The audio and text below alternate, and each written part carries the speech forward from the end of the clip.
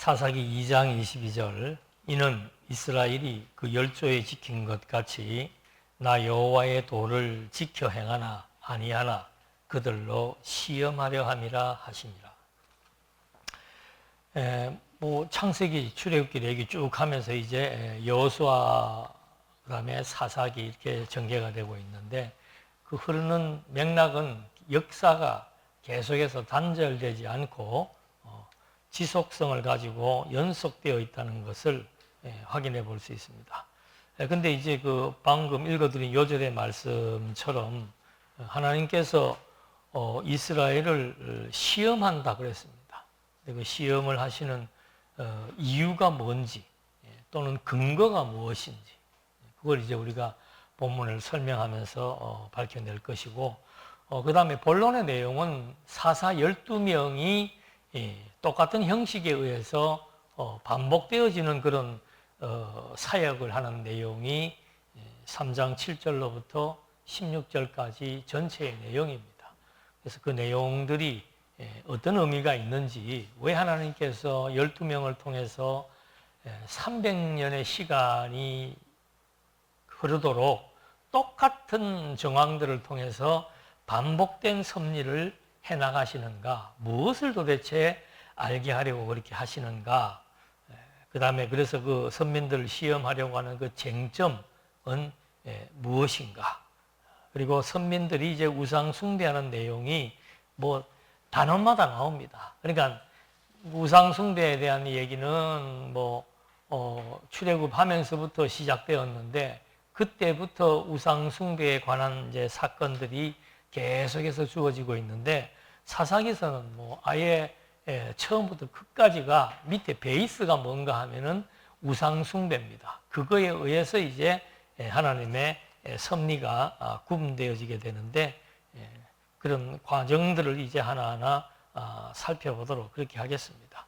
그 사사라고 하는 말은 우리가 익숙하지 않은 얘기인데 이거는 판단하다, 재판하다 이런 뜻입니다. 그래서 12지파가 여호수아 때 12지파가 가나안 땅을 정복한 것이 지난 시간에 공부를 했는데 그렇게 정복해서 살면서 내부 간에 또 분쟁이 발생합니다. 그럴 때 사사가 등장을 해서 조정하는 그런 판관, 옛날에 우리 무슨 판관이라고 하는 그런 드라마도 있었는데 판관하는, 재판하는 그런 자들이 이제 사사로 등장을 합니다.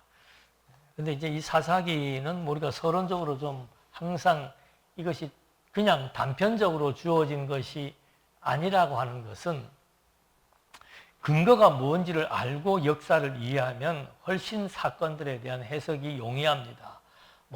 더 올라가지 않더라도 하나님께서 아브라함에게 이렇게 지금 시험하는 이유가 큰 민족, 그 다음에 가나안 땅, 그리고 왕정국가, 이 세 가지에 대한 약속을 했습니다. 그 약속대로 그 다음에 이제 중요한 인물이 모세입니다. 모세 때 이제 큰 민족이 이루어져서 해방합니다. 해방하고 모세로 하여금 이제 정체성을, 민족의 정체성, 제사장 나라지요. 제사장 나라라고 하는 것을 규정해 주면서 제사장 나라의 헌법인 율법, 그 다음에 제사를 드릴 수 있는 장막. 그래서 이제 이 율법의 내용이 항상 이때부터 이스라엘 역사가 예수님 오시기 직전까지 율법은 계속해서 이스라엘 민족과 함께 하면서 작용을 합니다. 근데 율법의 조항들 많습니다만 유대인들은 600가지 이렇게 만들었다는데 그 근본 정신만 알면 돼요. 나머지 부수적인 내용들은 하나에 의해서 다 따라오는 겁니다. 그 하나가 바로 뭔가 하면은 하나님만 신이다. 반대로 말하면은 우상은 신이 아니다. 거짓이다. 이걸 이제 율법의 기본 정신입니다. 하나님만 섬겨야 된다. 왜? 했을 때 하나님이 우리 열조와 약속하신 대로 우리를 큰 민족으로 형성하게 해주었고 우리를 애굽의 그 막강한 권세로부터 해방시켜서 이제 여호수아 때는 가나안 땅을 정복하게 되었다. 근데 이제 여호수아도 모세와 이런 과정들을 계속 연이어서 여호수아도 백성들에게 교육을 합니다. 그래서 여호수아가 마지막에는 백성들을 모세도 그랬지요. 그리심산 에발산에다 불러놓고 이 율법을 어겼을 때, 지켰을 때 그 결과를 이렇게 이제 설명을 했습니다. 여호수아도 똑같아요. 율법이라고 하는 것은 뭐 계명 여러 가지가 있지만 중요한 것은 뭔가 하면은 하나님만 신인 것을 알게 하는 것이 율법이다. 그러므로 우상을 섬겨서는 안 된다. 우상을 섬기면 저주를 받고 하나님을 경외하면 복을 받는다. 그게 율법의 근본 정신이며 이치입니다. 이게 이제 이스라엘 역사를 끝까지 끌어가는 기본적인 아주 그 기반이 되는 거죠. 그래서 여호수아도 마찬가지입니다. 땅을 이 모세는 큰 민족을 해방시킨 사역이 큰 사역이고 하나님이 이 민족의 정체성을 교정해주고 율법을 주었다면은 여호수아는 땅을 정복하는 데에 아주 큰 역할을 한 거죠. 그리고 여호수아도 마찬가지예요. 마지막 말년에 백성들 다 모아놓고 나는 이래서 하나님을 섬긴다. 그 이래서는 이거예요. 하나님이 500여 년 전 약속대로 이 민족을 이렇게 크게 만들어 주었고 우리가 살 땅을 주었다. 그러므로 나는 하나님을 섬기겠다. 너희들은 어떠냐? 백성들도 좋다. 우리도 섬기겠다.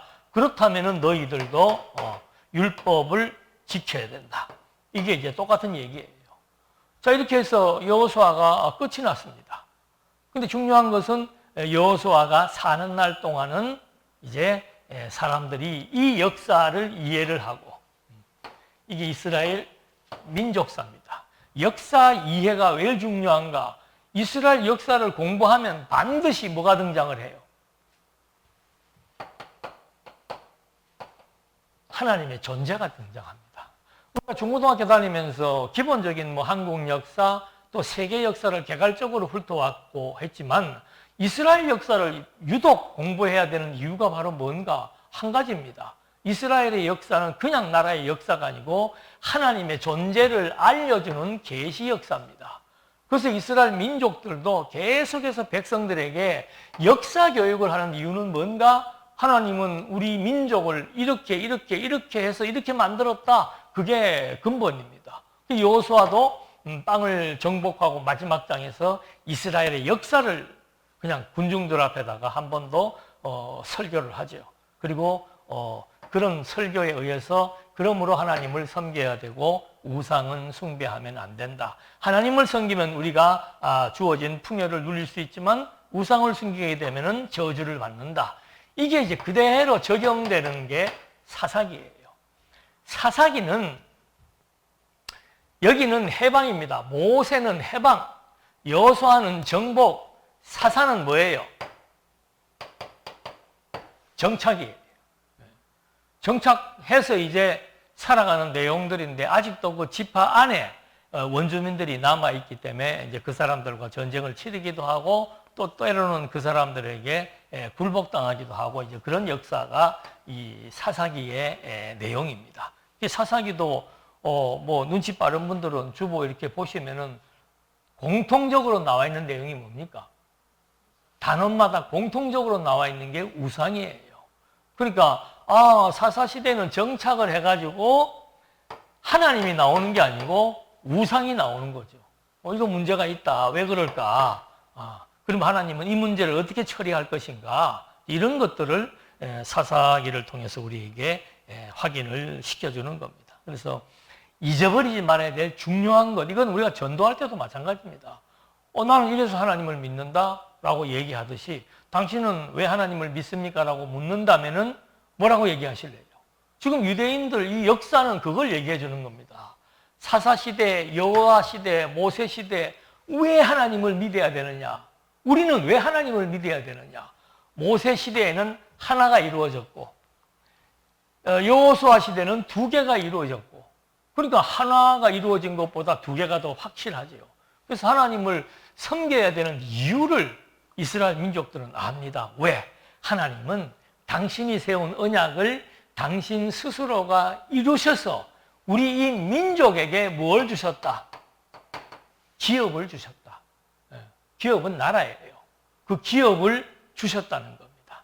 그리고 이 기업을 주신 하나님께서 결국은 우리 민족뿐만이 아니고 세계를 다 지배해 나가신다. 그래서 그 세계 지배하는 게 이제 역사가 진행됨으로써 더 확실하게 알게 되죠. 이방 민족을 하나님이 때로는 치시기도 하고 하는 여러 가지 역사들. 그래서 왜 하나님만 섬겨야 되고 우상을 섬기면 안 되는가? 하나님이 이렇게 이스라엘 민족을 이끌어와서 이스라엘에게 기업을 주셨다는 거. 그리고 그 이스라엘 민족과 함께해서 지금도 이스라엘 민족을 이끌어 나가신다라고 하는 거. 똑같아요. 우리는 왜 하나님을 섬기는가? 내가 죄와 사망 가운데서 희망이 없었는데 그러면 죄와 사망이 무엇을 의미하는 건가? 그거는 심판을 가져오는 걸 의미합니다. 성경은 처음부터 심판, 축복과 심판의 두 가지의 형식을 가지고 끝까지 가는 거예요. 요한계시록 끝까지 가는 겁니다. 그러니까 죄를 짓지 않고 사는 사람은 없기 때문에 죄에 대한 문제, 죄의식에 대한 문제를 언급하면은 사람들이 거기에 관심을 갖게 되는 거죠. 그건 공포심을 유발하는 게 아니에요. 예. 모든 사람들이, 특히 우리나라는 내가 안 되는 이유가 우리 부모가 잘못했나? 우리 자식이 안 되는 이유가 내가 잘못했나? 이런 식으로 죄의식을 갖고 있기 때문에 그 죄의식의 문제를 해결해 주고 인간이 어떤 존재로서 인간의 생명이 무엇이라는 걸 확인시켜 주고 하나님의 백성이 된다는 거. 그리스도를 믿는다는 것은 바로 하나님의 백성으로서 영원한 하나님 나라를 유업으로 받는다는 것. 그걸 믿을까요? 그거는 우리 생각이에요. 믿든지 안 믿든지 여러분이 그렇게 정말 믿는다면은 내가 믿는 하나님을 그렇게 소개해야 되는 거죠. 그것이 얼마나 중요한가? 사사시대에 그걸 얘기해 주고 있는 겁니다. 그걸 얘기하지 않고 하는 거의 차이가 몇백 년 이스라엘 민족의 역사가 우상을 숭배하느냐, 그렇지 않으면은 하나님을 경외하느냐. 이게 아이고 내가 안 해도 할 걸 아니에요. 여러분을 여기에 지금 살게 하시는 이유는 다른 여러 가지가 부수적인 게 많지만 율법이 615가지라고 하는 아주 많은 조항이 있지만 근본은 한 가지입니다. 하나님을 경외하느냐, 세속에 침몰되어 가지고 사느냐, 이거냐 저거 둘 중에 하나밖에 없어요. 세속의 노예가 되는 만큼 인생이 지치고 힘들고 피곤한 것이고 하나님을 경외하고 의지하는 만큼 마음에 평안이 주어지는 거고 그리고 그 민족에게 미래가 보장된 약속이 있다는 이것이 구약이나 지금이나 똑같이 전개되어지는 내용입니다. 자, 이런 맥락 속에서 첫 번째 단원이 거역입니다. 거역. 뭘 거역하는가? 그것만 알면 돼요. 뭘 거역하는가? 민수기, 계속 성경만 좀 적을게요. 민수기 33장 55절에 보면은 너희가 만일 그 땅의 원주민을 너희 앞에서 몰아내지 아니하면 너희가 거주하는 땅에서 너희를 괴롭게 할 것이요. 자, 거역이라고 하는 것은 뭔가? 뭐예요? 원주민을 몰아내지 않는 겁니다. 하나님을 거역한다라고 하는 것은 원주민을 몰아내지 않는 거예요. 현재로는. 그래서 1장 19절로부터는 이제 그 전쟁을 치는, 아직도 정복하지 못한 땅을 전쟁을 치르는데 다른 데는 없는 내용들이 계속 반복해서 나옵니다. 1장 19절 보면은 하나님께서 유다를 제일 먼저 나서게 해가지고 그가 산지 주민을 쫓아내, 유다가 사는 지역은 산지들이 많습니다. 거기 주민들을 쫓아내게 했는데 그 원주민들이 철병거, 지금으로 말하면 뭐 탱크 이런 것들이 탱크하고 유사한 그런 마차들이 있기 때문에 그들을 쫓아내지 못했다. 자, 21절에 므낫세가 그에 딸린 마을들의 주민들을 쫓아내지 못하매 가나안 족속이 결심하고 그 땅에 거주하였다. 참 이제 1장에 보면 내용들이 전부 뭐 하는 거예요? 유다는 철병거를 가지고 있어서 쫓아내지 못했고 그 다음에 베냐민 자손은 또 그들에게 쫓아내지 못해서 결국은 그런 어려움이 주어지고 뭐 21절, 27절 므낫세 자손 그들도 결국 쫓아내지 못했고 28절에 가면 또 무슨 얘기가 나오는가 하면 이스라엘이 강성한 후에야 가나안 족속에게 노역을 시켰고 다 쫓아내지 아니하였더라. 그게 딱 1장 28절에 또 딱 못을 박습니다. 그러니까 1장의 내용은 뭔가? 쫓아내지 못했더라. 누구를? 원주민들을. 그게 도대체 무슨 문제를 유발하는지 조금 이따 보십시다. 2장으로 넘어가 보니까 2장 1절에 여호와의 사자가 복임으로 올라와 말하되 너희는 이 땅의 주민과 언약을 맺지 말며 그들의 제단을 헐라 하였거늘. 그게 민수기에서 나오는 내용이죠. 민수기, 신명기 전부 다 가나안 땅 원주민들을 다 너희들은 척결해라. 그런데 그들을 없애지 못하고 도리어 그들하고 언약을 맺고 2장의 내용입니다. 원주민을 척결하라 그랬는데 도리어 그들과 약조를 맺고 또 그들의 제단을 헐어버리라 그랬는데 그걸 하지 않았다. 그래서 하나님이 말씀하시는 겁니다. 21장 3절에 그러므로 내가 말하기를 내가 그들을 너희 앞에서 쫓아내지 아니하리니 그들이 너희 옆구리에 가시가 될 것이며 그들의 신들이 너희에게 올무가 되리라. 자, 원주민들이 결국은 무슨 문제를 유발한다는 겁니까? 그들의 신들. 가짜 신이죠. 우상이에요. 그들의 신들이 너희에게 이제 뭐가 된다?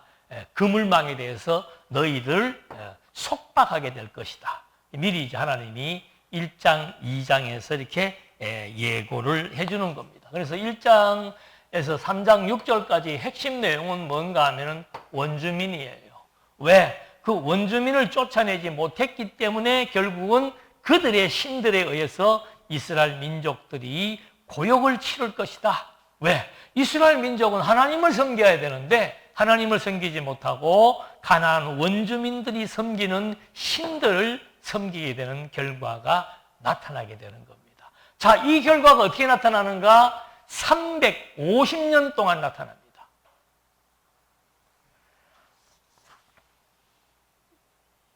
지긋지긋하게 이제 이게 조금 뒤에 더 있네요. 2장 7절에 보니까 여호수아가 사는 날 동안과 중요한 문제가 하나 또 나옵니다. 2장 7절에 여호수아가 사는 날 동안과 여호수아 생존한 장로들 곧 여호와께서 이스라엘을 위하여 행하신 모든 큰 일을 본 자들이 사는 날 동안에 여호와를 섬겼더라. 그러니까 여호수아와 그 다음에 장로들, 이 사람들은 뭘 본 겁니까? 이 역사를 경험하고 가나안 땅 정복의 역사를 경험한 사람들입니다. 그거를 몸으로 겪었던 사람들이 생존할 기간에는 무엇을 하니까? 이 사람들이 계속 얘기를 하는 그게 교육이에요. 우리가 지금 여기 왜 살고 있는지를 아느냐? 그걸 끊임없이 교육했다는 걸 여기서 암시합니다. 그래서 그들이 사는 동안은 여호와를 섬겼더라라고 이제 얘기를 하죠. 그런데 공교롭게도 바로 2장 13절에 그들이 죽고 난 뒤에 무슨 일이 발생하는가? 그들이 여호와를 버리고 바알과 아스다롯을 섬겼으므로 그들이 어디를 가든지 여호와의 손이 그들에게 재앙을 내리시니 하면서 이제 이렇게 소개가 쭉 됩니다. 그래서 여기에서 이제 핵심이 결국은 원주민들을 남겨두었고 하나님이 약속하신 그 약속을 어김으로 말미암아 그들의 신들에 의해서 고역을 치르게 된다. 근데 그것이 분기점이 있었다. 그들이 우상을 본격적으로 섬기게 되는 분기점이 어딘가? 여호수아와 장로들이 사는 날 동안 왜? 저 큰 역사, 이스라엘 민족의 해방, 광야 40년, 가나안 땅 정복, 이 역사를 경험한 장로들에 의해서 이스라엘 민족의 정신이 여호와를 섬기에 있다는 사실에 대한 교육의 단절, 여호와 교육의 단절이 가져다주는 결과가 무엇인가? 그게 이제 3장 7절로부터 16장까지 소개가 되게 되는 거죠. 그래서 이 이제 기간 동안 주어지는 일들이 무엇인가? 여호수아가 죽고 난 뒤에, 그러니까 여호수아가 이건 연도는 정확하지는 않습니다만 대충 역사학자들이 추측하는 것이 여호수아가 1390년, 그러니까 여호수아가 93살에 임명을 받고 그 다음에 가나안 땅에 들어가서 17년 110세의 여호수아가 죽습니다. 그러니까 이스라엘 민족을 해방하고 광야로 끌어내는 시간은 모세는 40년 걸렸습니다. 40년. 여호수아는 17년. 이게 연수로 이렇게 하니까 간단한 것 같지만 여러분 우리나라가 17년 동안 전쟁한다고 생각해 보세요. 이 보통 일이 아니에요. 지금 우리나라도 아닌 저 북쪽에 있는 나라가 전쟁을 치는데 우리나라에 지금도 엄청난 여파가 미치잖아요. 근데 전쟁이 몇 년도 안 갔어요. 근데 이때 17년 동안을 전쟁을 치르는 겁니다. 그러니까 아무리 머리 나쁜 사람이고 아무리 둔한 사람이라도 17년 전쟁에 승리를 했으면 우리가 왜 승리하게 되었는지를 잊어버리지 않아야 되는데 이기고 나서 좋은 환경이 주어지니까 바로 인간이 그 환경에 도취되어 버리는 거예요. 가나안 땅이 너무도 풍요롭고 좋은 환경이니까 이 좋은 환경을 누리려면은 여러분도 한번 가만히 생각해 보십시오. 이 좋은 환경을 누리려면은 여호와를 섬기는 게 낫겠는가? 원주민들하고 잘 지내는 게 낫겠는가? 어느 게 낫겠어요? 신앙 좋은 것처럼 가만히 계시지 말고 원주민하고 타협하는 게 훨씬 생활하는 데 좋지요. 똑같아요. 하나님을 믿는 게 좋은가? 세상에서 평화롭고 행복하게 즐기며 사는 게 행복한가? 다 후자를 얘기할 겁니다. 근데 성경은 반대로 얘기하는 거예요. 좋아지니까 이제 그 사람들이 하는 일이 뭔가? 여기 지금 이제 범죄의 악순환이라 그랬습니다. 그러니까 여호수아가 죽고 나서부터 사울 왕이 등장할 때까지 사울이 1050년입니다. 요 기간이 약 350년이라고 그래요. 이게 이제 결국은 사사시대 12명을 계속해서 보내면서 교육을 하는. 근데 그 12명이 뭐 이스라엘 민족을 다 이렇게 통합해서 지도하는 게 아니고 부분 자기들 지파가 있는 그 한두 개 뭉치거나 이렇게 몇 개씩 뭉쳐가지고 전쟁 치르다가 또 실패하고 하는 그런 일들인데 이 기간 동안에 이제 사사시대에 사사들을 통한 하나님의 역사가 발생되어지는 겁니다. 여기에 사사들의 특징이 뭔가 하면은 모세나 여호수아는 어떤 사람인가 하면은 전문가예요. 전문가라고 하는 것은 하나님이 준비시킨 사람입니다. 모세도 출생할 때부터 시작을 해가지고 40년 동안 광야 생활을 통해서 이 광야가 무엇인지에 대한 것들을 하나님이 미리 다 학습을 시킨 사람입니다. 여호수아, 모세 때 여호수아가 같이 동행을 하면서 이스라엘 민족이 광야에서 아말렉 전쟁을 치를 때도 모세는 손들고 기도했지만 그 전쟁에 나가서 장군으로 나선 사람이 여호수아예요. 그러니까 여호수아나 모세는 백성들을 다 12지파를 총괄해가지고 전쟁을 치르고 해방하는 역사를 인도를 해왔는데 이때는 이제 그게 아닙니다. 이 사사들은 첫째는 12지파를 통합하지 못했어요. 연합에 실패를 한 겁니다. 그들은 전문가가 아니고 비전문가입니다. 비전문가. 그리고 이 사사직은 모세는 죽을 때까지 하잖아요. 여호수아도 정복하는 그 기간 동안 혼자서 다 한단 말입니다. 요즘으로 말하면 정규직이에요. 그런데 사사들은 비정규직입니다. 훈련받은 사람도 아니고 대부분 훈련받은 사람들 아니에요. 그때 하나님이 불러가지고 잠깐 이스라엘 민족에게 전쟁에 승리하게 한 다음에 사사는 다시 고향으로 돌아가요. 이런 특징이 있는데 그런 특징들이 무슨 결과를 낳게 되었는가 하면은 제일 중요한 게 뭔가 12지파의 통합입니다. 이걸 이루지 못한 거죠. 이거 이제 쭉 사사를 공부하다 보면 나오는데 여기서도 이제 그게 나와요. 신명기 8장 19절에 보면은 내가 만일 내 하나님 여호와를 잊어버리고 다른 신들을 따라 그들을 섬기며 그들에게 절하면 내가 너희에게 증거하노니 너희가 반드시 멸망할 것이라. 그래서 사사기 2장 13절에도 그들이 여호와를 버리고 하면서 여기에서 그들이 여호와를 버리고 했는데 언제까지? 350여 년 동안 여호와를 버리고 그들이 우상을 섬기는 기간들이 이제 이 기간이었다는 거예요. 그래서 이제 뭐 사사에 대한 설명은 일일이 할 필요가 없습니다. 뭐 그거 다 해버리면 시간도 안 되고 12사사를 하나님이 왜 이렇게 12명을 가지고 350년의 기간을 섭리했나 그것만 이제 정확히 파악을 하면 될 것 같습니다. 그래서 12사사를 통한 350년 기간 동안 이렇게 순환구조, 순환구조는 딴 거 없습니다. 이스라엘 백성들이 우상을 섬깁니다. 다른 범죄는 지엽적인 거예요. 근본적인 거는 우상을 섬기는 겁니다. 그러니까 왜 이게 중요한가 하면 신정국가에서 신에 의해서 신을 믿는 백성들에게 가장 큰 문제는 신의 본질을 흐트러 버리는 거예요. 신을 거부하고 신을 부정하는 거, 그게 신정국가 백성들에게 가장 큰 범죄란 말입니다. 다른 범죄는 어느 정도 용서가 되지만 근본적인 신을 부정하는 범죄에 대해서는 용서할 수가 없는 거죠. 그래서 그들이 범죄를 저지르면은 그 다음에는 여기에서 남겨두었던 가나안 원주민을 남겨두게 되면 그들의 신들이 너희들을 괴롭힐 것이라는 말과 똑같은 거예요. 그들이 우상 숭배하고 결국은 하나님 앞에 이제 징계를 당할 때 그 징계를 어떻게 당하는가 하면 가나안 원주민한테 징계를 당하는 겁니다.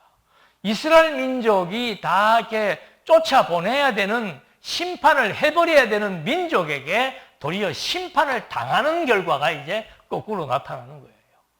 그러면 이제 백성들이 어떻게 하겠습니까? 그때서 울고 불고 뭐 난리를 치면서 하나님 앞에 돌아오는 거죠. 그러면 이제 하나님께서 그때 또 누구를 보내는 거예요? 그때 사사를 등장시켜가지고 여러 가지 문제들을 딱 정리해버립니다. 정리하고 나면은 이제 사사가 사는 기간은 또 어느 정도 이렇게 또 하나님을 섬겨요. 그러다 사사가 죽으면 여기도 그거예요. 여호수아와 장로들이 사는 날 동안은 여호와를 섬겼더라. 그러나 그들이 끝나고 나니까는 바로 범죄가 나타납니다. 사사가 등장을 하니까 여호와를 섬겼으나 사사가 사라지게 되니까는 바로 그들이 여호와 앞에 또 똑같은 범죄, 우상 숭배하는 범죄. 그래서 그 바울이 우상 숭배를 탐욕이라고 말하는 거예요.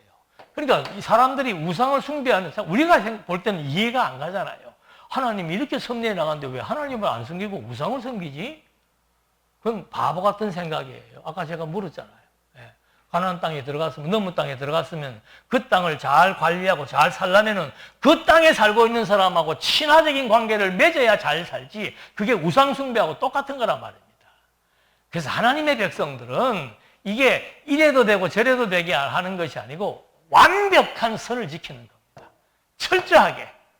그래서 바울이 먹는 것도 주를 위해 먹고, 굶는 것도 주를 위해 굶고, 사는 것도 죽는 것도 주를 위하여라고 하는 그런 명제를 가지고 사도 바울도 인생을 힘있게 살아왔던 것처럼 신앙이라고 하는 것은 왔다 갔다 이렇게 지금 우상에게 갔다가 하나님에게 오는 이런 방식을 반복하는 것은 결과적으로 350년 동안 그걸 해도 마지막까지 그걸 깨닫기가 힘든 거죠. 이게 얼마나 힘든 인생이겠습니까? 그래서 이걸 이제 정확히 보여주면서 12사사를 통한 하나님의 그 의미는 뭔가 하면은, 첫째는 하나님이 세운 언약에 대한 절대성을 여기에서 보여주기 위한 겁니다. 그게 무슨 말인가? 하나님이 벌써 모세에게, 여호수아에게, 모세에게 무슨 언약을 준 겁니까? 시내산에서 너 율법 지켜야 된다. 율법은 율법을 지키지 않고 율법은 하나님만 섬기는 것이다. 하나님을 섬기지 않고 우상을 섬기면은 이제 모압 땅에서 또 모세는 아예 복과 저주를 선언을 한 겁니다. 여호수아도 마찬가지예요. 백성들 모아놓고 나는 이래서 하나님을 믿으니까 당신들은 어떻게 하겠어? 나도 믿겠어. 그러면 믿으면은 하나님이 복을 주시고 우상을 섬기면 저주할 것이다. 그대로 얘기한 겁니다. 그 언약 그대로 지금 사사시대 350년 기간을 이 언약을 기초로 해서 하나님께서 계속해서 섭리를 해나가는 거예요. 그러니까 범죄할 때 징계하는 이유는 뭔가 하면 바로 모세와 여호수아에게 약속했던 복과 저주를 그대로 실현하시는 것이고, 그들이 돌아와서 하나님을 섬기게 되면 하나님이 복을 주시는 이유는 뭔가? 이거 역시도 이 언약을 근거로 했지만 더 근본적으로는 아브라함, 이삭, 야곱에게 이 민족을 보존시켜 나갈 것이다. 생육하고 번성하라는 말은 어느 기점에서 끝나는 게 아니에요. 지속성을 가지고 있는 겁니다. 이 민족을 아주 없애지 않고 내가 계속해서 생육하고 번성시키고 이 민족들을 통해서 반드시 하나님의 나라를 세워 나갈 것이다. 왕정국가를 세울 것이다. 그 언약을 이루시는 하나님 언약의 절대성이 무엇인지를 350년의 순환 구조를 통해서 하나님이 교육을 시킨다. 두 번째는 뭔가 하면 종교적인 문제예요. 종교적인 관점에서는 하나님을 섬길 때와 우상을 섬길 때의 차이점이 무엇인지를 몸으로 느끼게 해주는 겁니다. 사람들은 우상을 섬기면 내게 유익하고 우상을 섬기면 좀 더 편안하고 좀 더 즐겁게 살 수 있을 것 같아서 우상을 섬겼는데 그게 아니라는 거죠. 그게 아니고 너희는 이방민족은 상관없습니다. 하나님의 백성은 하나님을 섬겨야 너희에게 즐겁고 평화롭고 행복이 주어진다는 것을 여기에서 두 번째 확인시키는 겁니다. 그 기간이 350년 12사사를 통해서 반복적으로 섭리해 나가는 겁니다. 두 번째는 뭔가 하면은 정치적이에요. 정치적 의미는 뭔가? 자, 이제 그 다음 단어로 넘어가면 재밌는 단어가 뜨기 시작을 하는데 이 정치적인 그 의미는 뭔가 하면 이스라엘 민족이 지금까지 보니까 아까 제가 사사가 어떤 특징이 있는지를 말해 주었죠. 사사가 등장해서 그때그때 백성들에게 안정감을 주지는 했지만 무엇에 실패한 겁니까? 12지파의 연합에 실패한 거예요. 그래서 전체를 통할할 수 있는 지도자 모세나 여호수아는 이스라엘 민족의 지도자입니다. 그런데 이 사사시대의 사사들은 지파별 지도자예요. 민족의 지도자가 아니고. 그렇기 때문에 백성들에게는 항상 감질나고 항상 목마르죠. 아, 이거 좀 우리 민족 이런 식으로 가야 되나라고 하는 그런 식의 생각을 할 수 있도록 이 정치 체제가 사사들에 의한 정치 체제, 이걸 분할 정치라고 그럽니다. 사사들에 의한 분할 구도에 의한 정치 체제는 이스라엘 민족에게 만족과 평화를 영원히 줄 수 없다는 것을 여기에서 깨닫게 하는 겁니다. 자, 이 사사시대가 끝이 났어요. 사사들, 마지막 사사가 끝나고 나니까 삼손이지요. 마지막 사사는 삼손입니다. 삼손에 의해서 사사시대가 종결되고 나니까 바로 이스라엘 민족들에게 무슨 일이 발생하는가? 여기 나오죠. 또 다른 범죄. 여기서도 물론 다 범죄인데 여기는 원주민을 남겨두지 말라는 범죄에 대한 거역이고 여기는 계속해서 똑같은 우상 숭배를 범함으로써 사사들이 주어졌음에도 불구하고 반복적으로 범죄를 저지른다. 자, 여기에서의 범죄는 어떤 유형의 범죄인지를 한번 보도록 하십시다. 재밌는 것은 여기에는 없던 말이 여기서 등장을 합니다. 여기 이 우상 숭배라는 범죄는 첫째는 개인이 먼저 합니다. 미가라고 하는 개인이 자기 집에다가 제단을 꾸며놓는 범죄를 저지릅니다. 그러니까 이게 말이 안 되죠. 지금 이스라엘 백성들은 항상 하나님께서 이때는 장막 중심인데 장막이 이렇게 한 곳에 정착된 게 아니고 조금씩 옮겨 나갈 수도 있는데 어찌됐든 간에 그 장막에 언약궤가 있기 때문에 장막에서 제사를 드리고 장막에서 여호와를 섬겨야 되는데 좀 능력 있는 그런 부자 한 미가 지파의 한 사람이 자기가 레위 지파에 있는 제사장을 돈을 주고 삽니다. 그러니까 자기 집에다 놔두고는 자기 집 방에다가 제단을 꾸며놓고 레위 제사장 갖다 놓고 제사를 드리면서 이제 자기 좋은 걸 추구하려고 하는 그런 제사 형식을 취하게 되는 거죠. 그래서 이 개인이 하다가 그 다음에는 지파로 확산이 되는데 이때 중요하게 등장하는 문구가 바로 뭔가 17장 6절. 그때가 무슨 때입니까? 350여 년 동안 12사사를 통해서 이 순환구조에 의한 교육기간이 끝났을 때 마지막 삼손을 끝으로 그 교육기간이 끝나고 난 그때에는 이스라엘에 왕이 없었으므로 이게 이제 17장 6절에 처음 등장하는 문구입니다. 그러니까 아까 여기서 제가 무슨 얘기 드렸습니까? 종교적으로는 우상을 숭배한다는 것은 이스라엘 민족에게는 있을 수 없는 일이라는 것 알게 했습니다. 두 번째는 이거 12지파 이스라엘 민족을 통할하지 못하니까 이스라엘 민족의 정치 체제에 문제가 있다라고 하는 것을 알게 한 거예요. 그러니까 그 다음 단어로 넘어가자마자 처음 나오는 말이 17장 6절에 그때는 이스라엘에 왕이 없으므로 사람마다 자기 소견에 옳은 대로 행하였더라. 자, 사람마다 자기 소견에 옳은 대로 어떻게 행하였는가? 미가 지파의 한 사람이 자기 집에다가 개인적으로 신당을 꾸며놓고 제사를 드리는 자기 소견에 좋은 대로 제사를 드리는, 이건 완전히 하나님을 모욕하고 모독하는 행위예요. 하나님을 섬길 때는 언약궤가 있는 성막에서 섬기라고 이미 시내산에서 장막을 지어주고 거기서 제사 드리는 규례를 주고 레위 지파는 그 일을 전담하는 사람이기 때문에 거기에서 일을 해야 된다고 명시를 해줬는데, 왕이 없으니까, 왕이 없다라고 하는 것은 백성들에게 올바른 교육을 하지 못하니까, 백성들을 바르게 치리하지 못하니까, 어떤 왕이 백성을 바르게 치리하는 왕입니까? 백성들로 하여금, 우리나라 대통령하고 다릅니다. 이때 등장하는 왕은 어떤 왕이 똑똑한 왕이냐? 백성들로 하여금 여호와의 존재를 알게 하는 교육을 선지자나 제사장을 통해서 끊임없이 시키면서 온 백성들로 하여금 여호와를 경외하도록 만드는 왕이 똑똑한 왕이에요.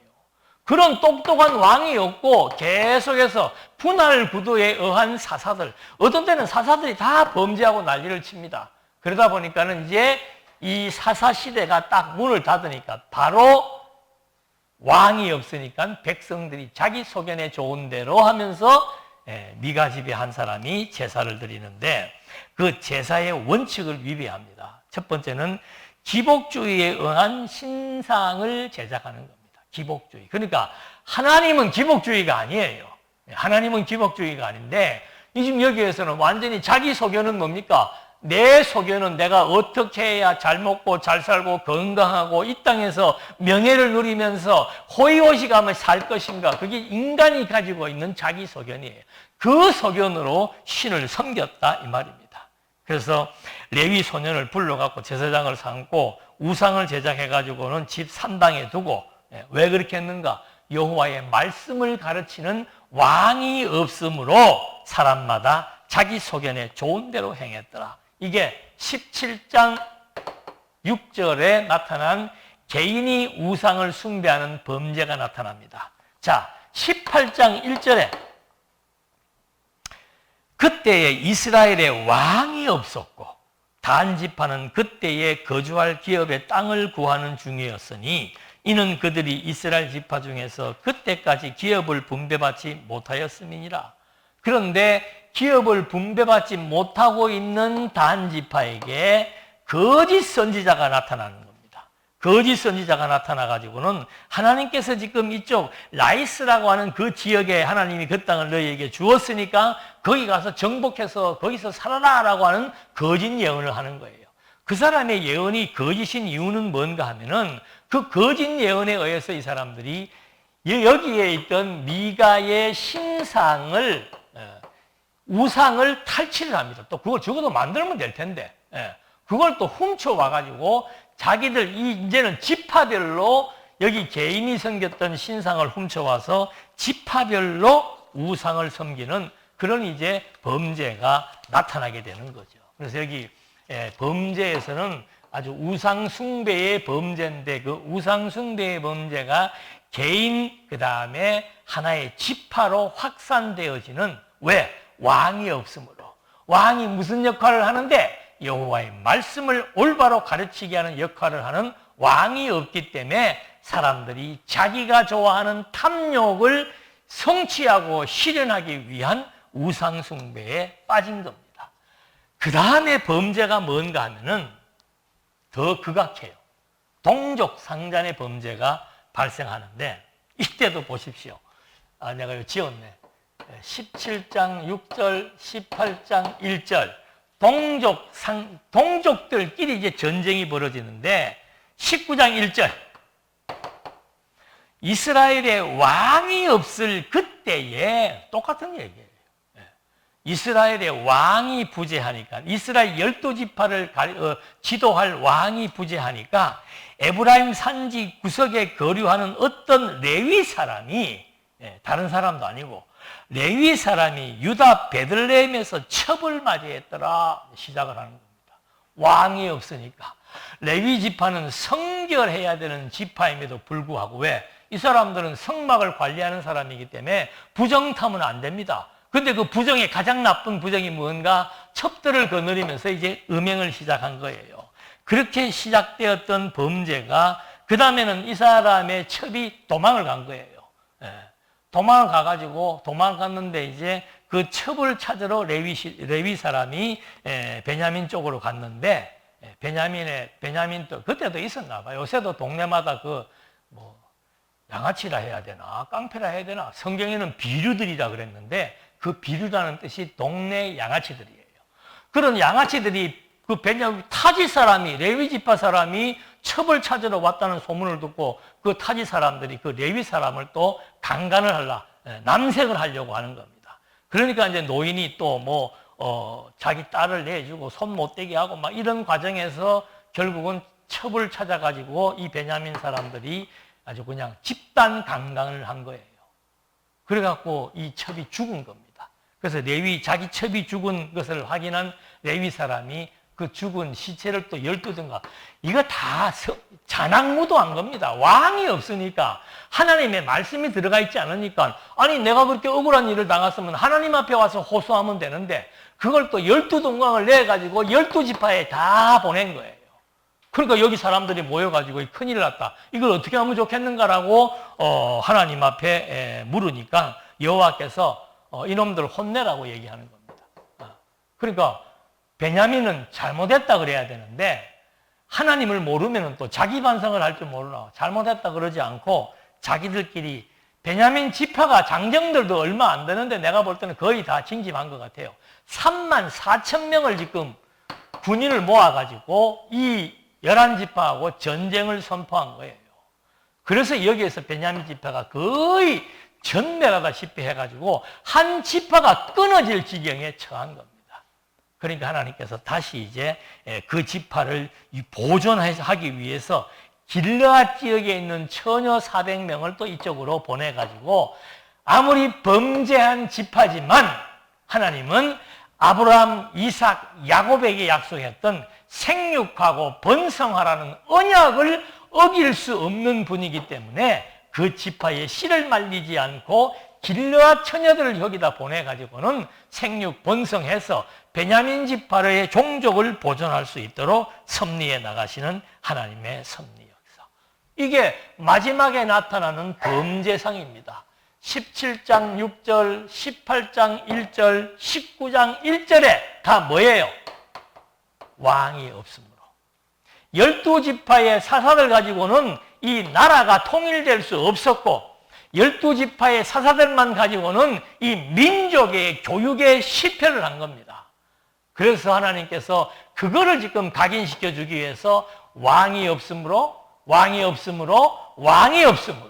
마지막에는 동족 상잔의 범죄까지 저지르게 되는 그런 일들이 발생을 하게 된 거죠. 그래서 사사기 제일 마지막 장, 사사기의 마지막 장이 몇 장? 21장이죠? 21장입니까? 21장 마지막이 몇 절이에요? 25절. 거기에 또 뭐가 나옵니까?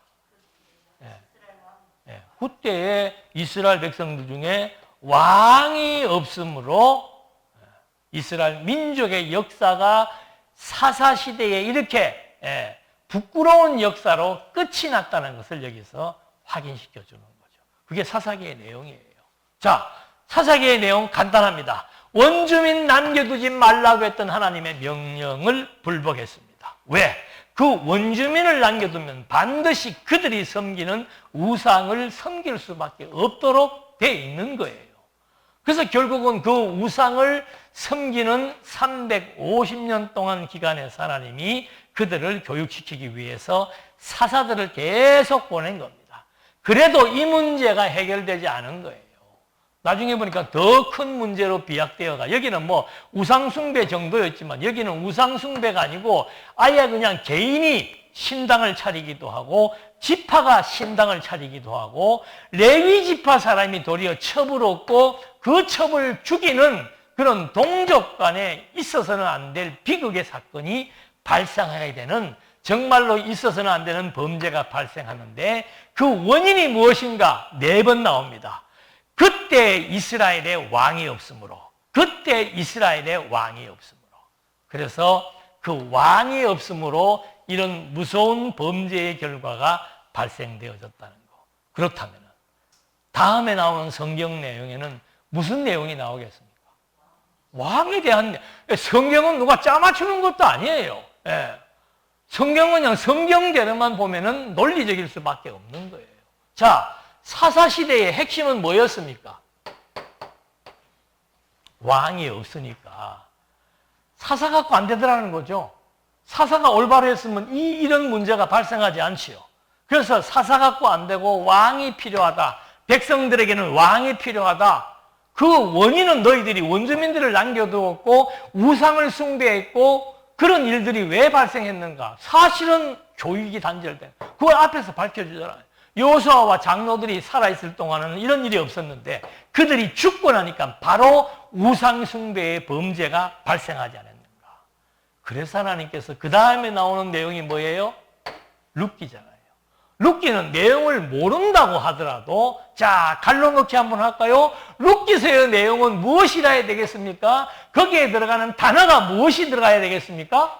왕이라는 단어가 들어가야 되죠.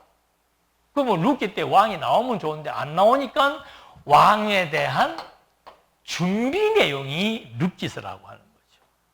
이렇게 역사서가 쫙 연결고리를 가지고 전개되고 있다는 사실들을 우리에게 확인시켜주는 이유가 뭔가? 하나님은 역사를 당신이 세운 언약대로 성취하시는 여호와로 존재하신다는 사실이, 이것이 이스라엘 민족뿐만 아니고 세계가 내게 속했다고 이스라엘 백성들에게 시내산에서 먼저 얘기해 주잖아요. 내가 왜 너희들이 나를 섬겨야 되는지 아느냐? 세계가 내게 속했다. 그걸 어떻게 할 수 있습니까? 이스라엘의 민족의 역사를 봐라. 내가 언약대로 성취함으로 말미암아 여호와의 권능을 보여주었고 여호와의 신실하심을 보여주었고 그 주권이 이 세계를 다 지배한다는 사실을 확정시켜 주어서, 왕이 없으니까 그 사실을 몰랐지만 이제는 만왕의 왕이신 그리스도가 우리에게 오셔서 하나님은 살아계시고 그 하나님이 우주와 만물 모든 것들을 뜻대로 주관하신다는 사실을 확증시켜서 우리들로 하여금 정말 우리의 왕 되신 그리스도의 말씀을 듣고 경청하며 여호와만을 섬기며 살아가는 아름다운 삶의 역사가 왕을 통해서 주어진다는 사실을 또 한번 확인해 본 겁니다. 기도하시겠습니다.